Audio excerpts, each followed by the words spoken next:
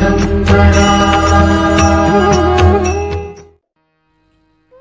आदमी श्री स्वामी समर्थ महाराज की सेवा में आया और हाथ जोड़कर कहने लगा, हे सद्गुरु स्वामी, इस दुनिया में धोखेबाजों की कमी नहीं। क्या कोई ऐसा तरीका है जिससे मैं हर इंसान का स्वभाव पहले ही जान सकूं और धोखे से बच सकूं? ये सुनना था तो सद्गुरु श्री स्वामी समर्थ महाराज ने कहा, ऐ इंसान, उस ईश्वर ने 8 वक्त 8 तरह के इंसानों की पहचान के लिए रखे। तुम इन 8 वक्त पे काम आने वाले इंसानों को याद कर लो तो कभी भी धोखा नहीं खाओगे। तो उस आदमी ने हैरानी से पूछा, बाबा, कौन से 8 आदमी और कौन से 8 इम्तिहान? तो सद्गुरु श्री स्वामी समर्थ महाराज ने कहा, पहला आदमी दोस्त है और दोस्त का वक्त ईश्वर ने मुसीबत को रखा। दोस्त का इम्तिहान हमेशा मुसीबत में लेना, कभी भी दोस्त से धोखा नहीं खाओगे। दूसरा इम्तिहान बीवी यानी पत्नी का है और उसका वक्त ईश्वर ने त्याग को रखा।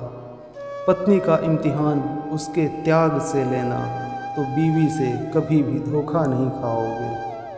तीसरा इम्तिहान एक अच्छे आदमी या सज्जन का है और उसका वक्त ईश्वर ने गुस्से को रखा। याद रखना, सज्जन का इम्तिहान गुस्से में लेना, क्योंकि गुस्से में सज्जन का असली चेहरा सामने आने लगता है। चौथा इम्तिहान आँखों का है और उसका वक्त ईश्वर ने बाजार में रखा।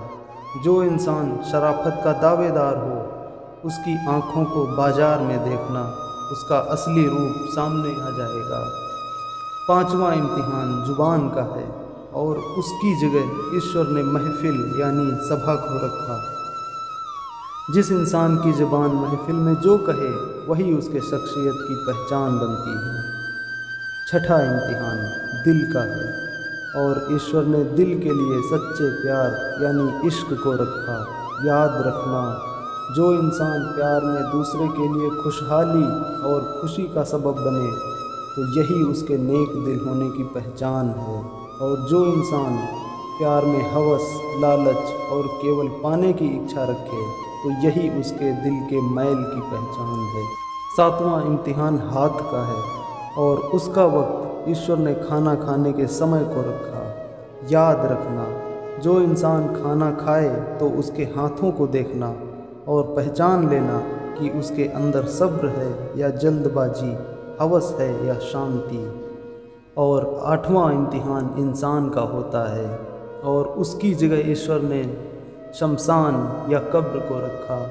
याद रखना, शमशान में इंसान का चरित्र ऐसे खुला होगा जैसे पढ़ने वाले के सामने कोई किताब खुली होती है।